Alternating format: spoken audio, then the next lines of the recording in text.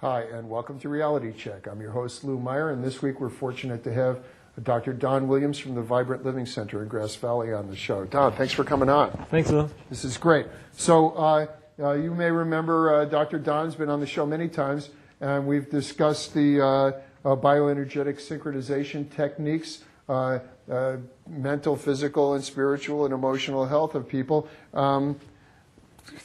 I really want to get into the ridiculous healthcare issue, but instead we'll start out talking about your health. So can we review the 6 essentials? Sure. Let's start with that. Sure. Well, again, most conditions that everybody has as far as chronic diseases are a result of lifestyle issues. In fact, 95% of all conditions are lifestyle related. So we like to educate very simply in that your choices, your conscious choices in your life, well, some people unconscious choices, but the choices you make in your life as far as your lifestyle, what you eat, drink, breathe, exercise, rest, and think comprise how healthy you're going to be. Basically, you're going to either make positive choices or negative choices in those. And to reiterate what we've expressed before, what you think has a more powerful effect on your body function than all the other 5 combined. So that's a big key to remember, is that it's important to eat right and to drink good fluids and to make all the proper choices and get enough rest and exercise. Yet, really it comes down to learning how to use our mind properly. You know, even like those movies like The Secret and books, self-help books and those kinds of things, they tell you that you're creating your reality with your thought process. So if you can envision yourself having something happen, guess what? You're more than likely to have that happen. Well, so how can folks improve their condition of life? I know certainly thinking good thoughts, and it's easy to say, but especially in a situation like the economy now, people are fretting over their financial situation, thinking twice about spending money on this, that, and the other things. That's got to create stress. Absolutely, and that's why I really have felt strongly to continue my educational classes in the community, because we have to learn how to care for ourselves, because we can't depend on someone else to make us healthy, because it doesn't really work. As we and I were talking about the healthcare reform, it's really only changing the way that it's being distributed, the medical approach is being distributed and paid for. It really isn't teaching people or holding people accountable for taking care of their own health. Well, let's talk about the basic thing about health. Of course, there's your thought process, but your diet has got to be the most important thing after that. So I know you're majorly concerned about pH balance and those sorts of things. Can you talk a little bit about that? Yeah, and as a matter of fact, our class on April 13th at the Wild Mountain Yoga Center is going to be about the acid-alkaline diet demystified, because there's a lot of information and a lot of misinformation out there, and I've been studying this type of nutritional approach for the last 24 years. And so really the bottom line, this is foundational to however else you want to approach your eating. But the key is that the body operates in a very delicate pH balance. And pH is called potential hydrogen. Basically, is it acid or alkaline? And the most important fluid in your body is your blood. You know? And your blood needs to operate slightly alkaline. So in that acid-alkaline scale, you have 0 to 14, 0 being very acid, 14 alkaline. The body is supposed to run right around neutral at 7. And the blood actually is about 735 to 745. Without getting too technical, it has to operate in that range. So it has all kinds of buffer systems to maintain that proper pH of the blood. And that way the proper nutrients get into the cell and the waste gets out of the cell, and it's transferred very easily. And as a matter of fact, with the proper pH, your body actually can produce 10 times the amount of energy when the pH is too acidic. Do you think it's a good idea for people a lot of us are on wells, do you think it's a good idea for people to test their water for pH? There's a lot out there about alkaline water, and the research that I've done, and Dr. Morter, my mentor who developed the bioenergetic synchronization technique, have found that your water really isn't supposed to be alkaline. You get your alkaline minerals from your fruits and vegetables. Water just needs to be pure water. And so you don't need to have fancy equipment to make it alkaline. You just want pure water. So does it not matter if your tap water is... Well, if it's really very, very acidic, it can be a problem. You're going to want to filter that. I have a well, and I still run all my water through reverse osmosis system just to make sure it's as pure as possible, because you don't know exactly what's in that water. Even if you take it over to the Cranmer over there and check it, well, yeah, you checked it at that moment in time. What is it 2 years later, 5 years later? Because most people had their well checked when they moved in. They've never checked it since. I do mine every year, or worst case scenario, every 2 years, and go through the whole. It costs a few bucks, but it's well worth it. It's well worth it. We don't know. We're in the area where it was gold mining. Who knows what the heck is in your water at this point? So of course we want to, as far as our food and drink and air, we want it as pure as possible. That's what the body was designed. Our bodies are designed to utilize whole foods. It's not designed to use fractionalized foods or frankenfoods or whatever else you want to talk about. It needs to be a whole food. The body knows what to do with whole foods. It doesn't know what to do with fractionalized nutrients. Well, I wanted to bring up this thing. We recently read a book called The China Study, which really advocates almost a vegan diet. There's another group up here called Weston Price that strongly advocates a meat diet. There seem to, if you read the books on these things, both of them present a powerful, consideration of it all. To me, there's got to be somewhere in the middle. Yeah. If you're eating meat that's been processed to hell, or is full of pesticides, or they're feeding them newspaper with nutrients on it, that's what you're getting, isn't it? Yeah. Yeah, so again, back to pure. We want to have it. It's not that you can't eat meat or you have to be a total vegetarian. People ask me whether I'm a vegetarian. I said, no, I'm not, but most of my meals are. Because that's the fact, is it's hard to maintain the proper pH of the body eating lots of meat.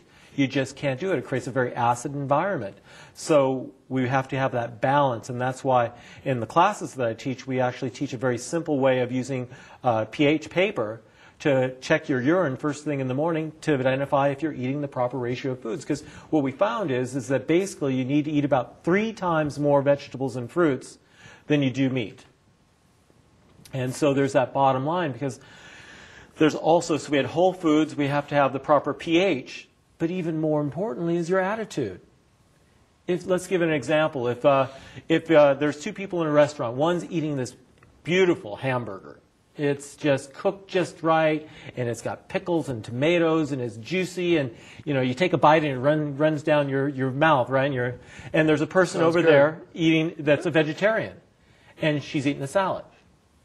Now, this one person eating the hamburger's loving and enjoying that hamburger, where the woman across the way is watching this guy eating his hamburger and is PO'd that this person is eating a hamburger. Don't they know you have to kill a cow to do this? And she's getting all worked up. That hamburger is going to be processed in a few hours, and it's going to be out of the system. But that hate's going to last.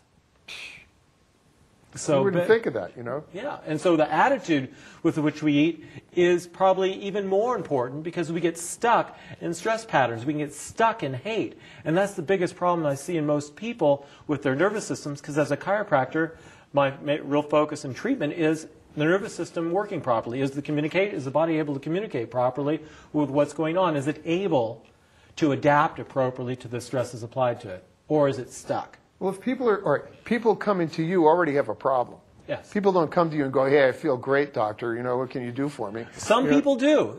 I love those patients. I feel great. I want to stay that way. That's maybe 1% of my practice. I would say. That's my guess. But I would love it to be 100%. So, all right, we're inundated. The media, is not our friend. And so what do you do? Do you have to grow all your own stuff? I know that if you're reading a label on something, there are more than like 5 ingredients, you probably shouldn't eat it. Yeah. Well, again, that's what we said right off, is that it needs to be whole foods. If you can tell what the thing is, you should eat it. If it's in a package and it's processed, you just don't know what's in that, because government standards allow for a lot of stuff that we wouldn't want to eat, like a certain amount of rat feces and rat hair and the synthetic chemicals and different things. It all comes down to around beliefs. I mean, look at years ago, the belief was that butter was bad for you, so they created margarine. Mm-hmm. Margarine, we find out, is like the worst thing you can eat as far as fats. It's a bad fat. It creates the very thing that they said they're trying to prevent. we used to say that sugar, white sugar, was like the worst thing you could eat. Yeah, right. Now there's products out there that says we use real sugar because the real bad thing is the high fructose corn syrup. And we're learning that's one of the leading causes of obesity. Oh, there's plenty of evidence that that was a bad idea. Real bad idea. And there are like whole states that for all health. they do is grow this stuff. Great idea for economics, but bad idea for health. It almost seems like, if you're going to make a huge profit on it, it's probably not a good idea. Yeah. Yeah, because, that's where, we're looking at healthcare reform. I'm a firm believer that health shouldn't really necessarily be trying to make a huge profit out of healthcare, because most of our health is really our own choices. We only need to go to a doctor if we haven't been making good choices, or if we can find a doctor that's going to educate us on how to make the best choices so that we can be well for a lifetime. You mentioned obesity, and I forget what the statistic I recently read was, but it's something scary as if like 1 in 4 Americans are obese. That's freaky to me. All right, if people are on, strapped financially, they want to be healthy, they're eating fast food, they're not going to get healthy from that. What can you do to like, certainly having the right mental attitude and all that, but what can you do to have lose the obesity, eat healthily, and still be able to afford it? Well, and again, it reminds me of what you're saying is I was reading a doctor from Mississippi, and he's an emergency room doctor. And his point of view is that we don't have a health crisis in this country. We have a, how did he put it? It was an attitude crisis. Because he had a woman in his ER, in his bed there, and he looked on the chart, and it was a Medicaid patient. She had $200 tennis shoes, $500 jeans, the newest cell phone, down the list, and she smoked excessively, she drank alcohol, on and on and on, but she was on Medicaid. So our vices are accepted. It's acceptable to spend money on these things, but then not have any money left over to take care of yourself. So we've bred a whole culture and several generations now of non-accountability. You're touching on an issue that a lot of my friends who don't eat organically, that's their argument. I can't afford to shop at Briar Patch. All that stuff's too expensive. Yet they have smartphones, Yeah. et cetera, et cetera. And if you get sick and you can't work because you had a bad lifestyle, what are you spending money on? We just have to start to look at reprioritizing. The country's going through a crisis, and the whole world really, because we're moving into out of our adolescence. Me. Yeah, right. And moving more towards, 80s. And moving more towards a shift in consciousness where it's we, and not just me. There has to be that's that. tough. What about the high fructose corn syrup thing? I watched a couple of movies on this during the Circle Film Festival, and that stuff is the most hideous. I don't know where they came. Somebody who recognized profit came up with it, but it's absolutely useless for anybody and causes a major amount of illness. Yeah. And it's in everything, including the feed that goes to the burger cow that you're talking about, or anything else, or chickens, or whatever. Yeah. It's the most hideous thing you can imagine. Yet it's in everything. How do you get beyond this? Again, you got to read labels, and if you prepare your foods from Whole Foods. See, people think that fast food is fast. It's just fast in the moment because people don't look at the longer rhythms of things like we were talking about. It seems easier. It's like, if you're going to get in trouble by telling somebody the truth, you're going to say something, a lie. Yeah. But in the long run, it's worse. Much rather tell someone the truth right off and deal with consequences right now than to wait and build up. And the same thing happens with our lifestyle choices. It seems easier to go to run through Burger King or McDonald's or whatever it is than to be at home preparing your foods. But our fast-paced lifestyle has just skewed the way we look at things. People don't stay home to make their foods. They're out on the roads doing all these things. I think that what's happening here is really, with the economic crisis and such, will cause people's values to shift back to a more natural way of living. I think You in know, time. it's hard for people, once you've established a certain way that you do things, it's really hard to break your patterns. Absolutely, because those are coming from our beliefs. So our choices in our lifestyle become behaviors. Our behaviors become habits. Our habits become our lifestyle. That lifestyle reinforces the beliefs, and it comes right, and you get stuck in this loop until you can break that habit. Because, people do what they do because they believe it's right. Well, when we're all right, so in talking about breaking habits, I've had, serious alcoholism in my life, and, suddenly one day I woke up and said, that's it, I'm not going to do this anymore. But it took quite a while of, being focused on it every day to not doing it, like focusing on not doing it. What a silly thing, but it worked. What about your let's go bioenergetic synchronization technique? Isn't that part of reprogramming yourself? Absolutely, reprogramming, repatterning, because the nervous system gets stuck in certain habits. And like I said, that's one of the biggest things I see why people's health is not as good as it could be, is because their nervous systems get stuck in a certain behavior pattern, in a stress mode. And if you were being chased by a tiger, how long would that last? Until it caught me, I think. Caught you, or you got away. Yeah. 60 seconds would seem like an eternity, right? True enough. 30 to 90 seconds is all your body's really designed to be in that fight or flight response. Because fight or flight's not bad if you're being chased by a tiger or if there's a physical threat. But when there's a physical reason for that, there's a beginning, a middle, and an end. And then when it's over, the body, you're either dead or you're resting and you're repairing. But we get stuck in that mode, constant worry, constant anxiety, and now we're constantly in that stress mode, and the body starts to break down and decay. We don't move our bodies in modern living. We get stuck in the stress mode. We stew in our own chemical juices of adrenaline and cortisol, and these things are toxic. Again, very, very important for that 30 to 90 seconds to get away from the tiger, but we're not supposed to live our lives in emergency. Our lives are in a constant stimulation, and the body's supposed to be given the nutrients, like whole foods and such, to be able to normalize it, not to stimulate it. But our whole society is based on stimulation. That brings up an interesting point. Now, I have a 15-year-old son, and I'm certainly concerned. He's a techno guy.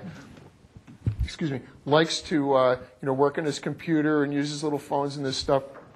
But what I'm realizing is there's a refresh rate on those screens. It's just like TV or the 60 cycle thing or anything like that. I noticed that if he spent an inordinate amount of time on the computer, he's testy. He has a very short attention span. If the computer crashes for a couple of days, suddenly he's back to being a sweetheart and finding other things to occupy his time. Is that part of the deal That's as well? Stimulation. Everything's just, look at most of when we were kids. Things with a little bit slower pace, and most people's attention span, because of the sugar, the stimulation, it's just sound bites. You look at TV, and it's just short little things, because attention spans have gotten so short because of the overstimulation, and we just get used to it. But it doesn't mean it's healthy.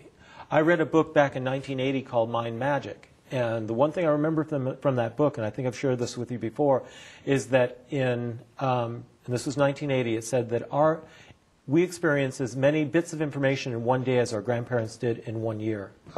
And 1980 that seems says like the a lot dark about my grandmother. Anyway, ages. But you think about the media and the stimulation that we're getting now, and it takes time for any organism to adapt. And we have so many changes; it's hard for our systems to adapt. So what do we do? Well, we start to realize that it's important to make good choices in our lifestyle, in those 6 essentials, and to learn to slow the pace a little bit, and learn to take the time to exercise, to do some yoga, to make sure and do some prayer and meditation each day, and to come back to a lifestyle that is really more congruent with who we are. Because we think in the Western society, we think that the purpose in life is to fulfill our senses, to satisfy our desires. And really, the purpose of living here is to really experience the best that we are. We could say to experience, without getting religious, to experience our divinity in form. Try and be the best that you can be. Try to be the best you can be. That really is really what it's about. I think that goes back into your community spirit rather than the individual spirit you were talking about earlier. It's not so much selfish as as community. Yeah, and being selfish enough to take care of yourself so that you're not a burden on somebody else. And then someone else has to take care of you. I want to mention now, on April 13th, we're just touching on a bunch of little stuff here, but all these things are important, and Dr. Don will be giving more in-depth talks about these. April 13th, the acid-alkaline diet demystified, and that's the pH that we discussed earlier. May 11th, the healing power of forgiveness, which I'd like to touch on next. And then June 8th, the secret of health and the law of attraction. It's all important stuff. You're just knocking it off in 3 talks. Yeah. So let's move on now. The alkaline diet, certainly a consideration, and that stuff, you can do your own research on all these things on the internet or come to one of Dr. Don's seminars and learn a little bit about it. What about this healing power of forgiveness? I've heard this over and over again. Picture yourself forgiving the person who, screwed you over somehow, and it's better for you. Exactly. Well, forgiveness, most people have a misconception about forgiveness. They wrongly think that they have to approve of what happened in their past to be able to forgive, or that someone even needs to be alive to forgive. Forgiveness really means to let it go. One of the things I always ask myself is this worth it? Is it worth holding on to when I know all the physiological damage that hanging on to the anger or resentment or judgment? It's only hurting you, huh? It's only hurting me. It's not doing something against the person. So the forgiveness is really for yourself. It's not for the other person. It's so that you can unhook from your past. The key with forgiveness really is that if you never need forgiveness if you never judged. You only need forgiveness once you've judged. So, all right. So having some basic judgment about other people is the cause. Yeah. And so we perform actions based on that judgment because that's a filter that we're experiencing life through. What about somebody's ripped you off or something like that, and you have a physical response to that? How do you let go of that? Well, again, we have a 5-step process of forgiveness that we teach. First is forgive the other person, allow the other person to forgive you, and to forgive yourself for the way you reacted and the way that's harming your body. The 4th and 5th steps are the most important. That is, learn the lesson from the moment. We haven't truly had the deepest healing until we can honestly in our heart say, I'm so grateful for that experience because of what I learned. And wish the other person well on their journey. The next part comes into the next class is why did we attract that experience? Because we think it's happening to us rather than happening for us. But if you go along with the lines that you create your reality with your own thought process, you've drawn that energy to you in the first place. Absolutely. Because life is all about vibration and frequency. We're going to attract according to the frequency or vibration or resonance that we're emitting.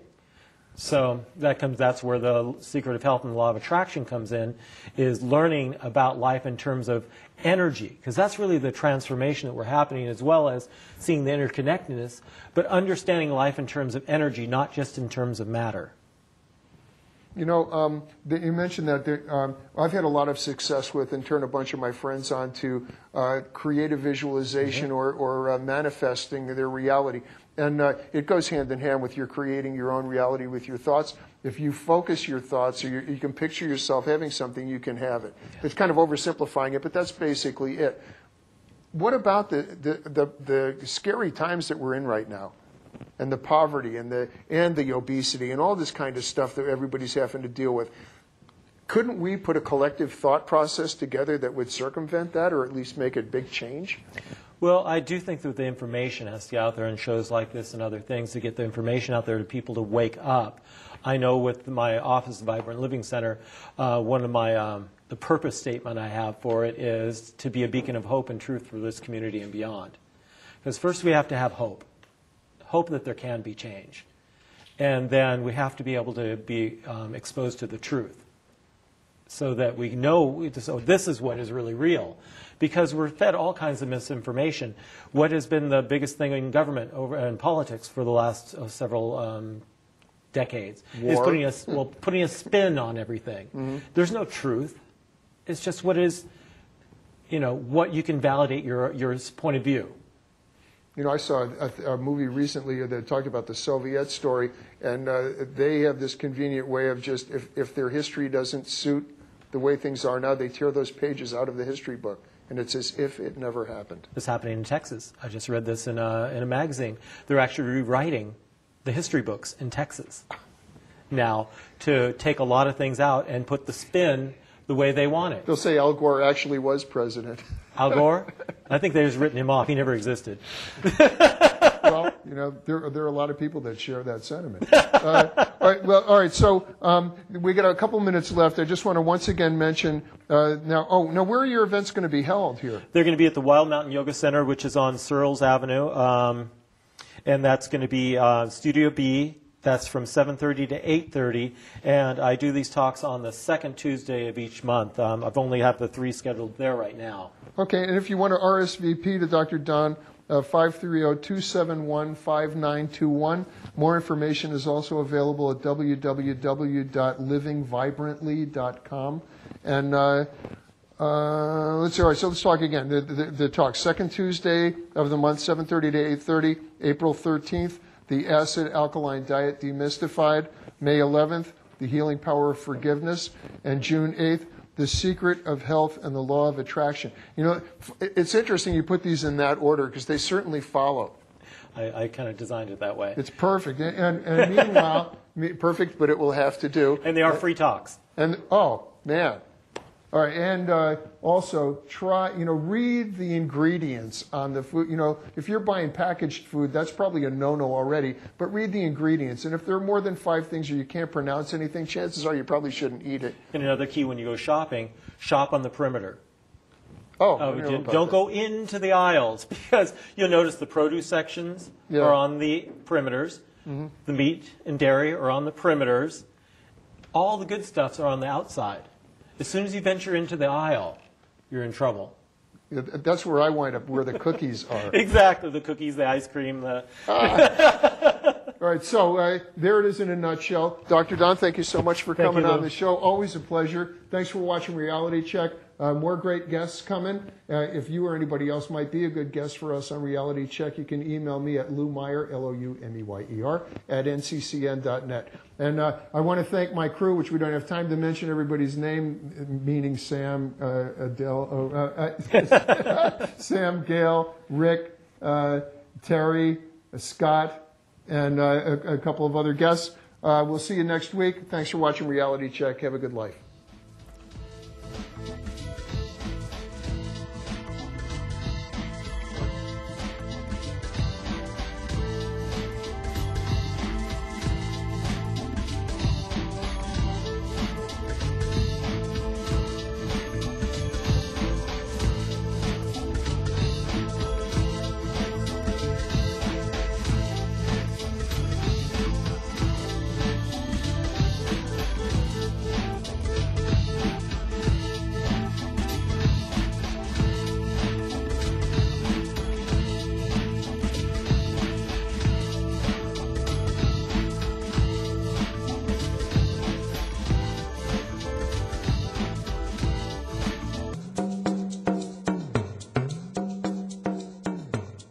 Here at the library, people ask a lot of questions. I'm trying to get a job, but I don't write very well. Can the library help me? The Read Up department can help. They teach adults how to read and write. Check out the kiosk in the lobby for more information. Hi, I'm looking for bedtime books for my boy.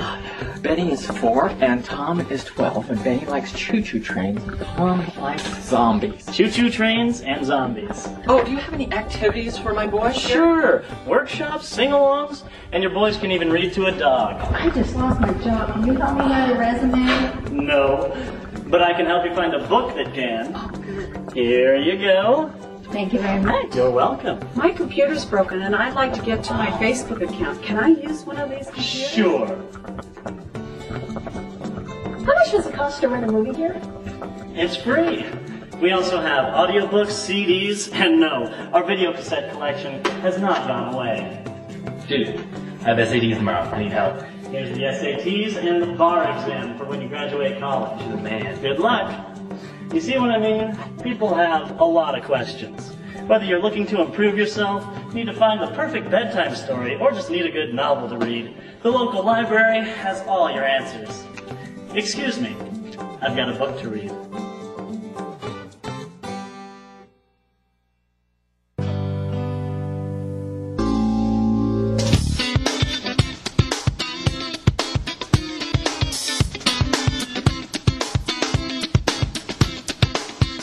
from Pacifica, this is Democracy Now! We're on the road in Washington, D.C.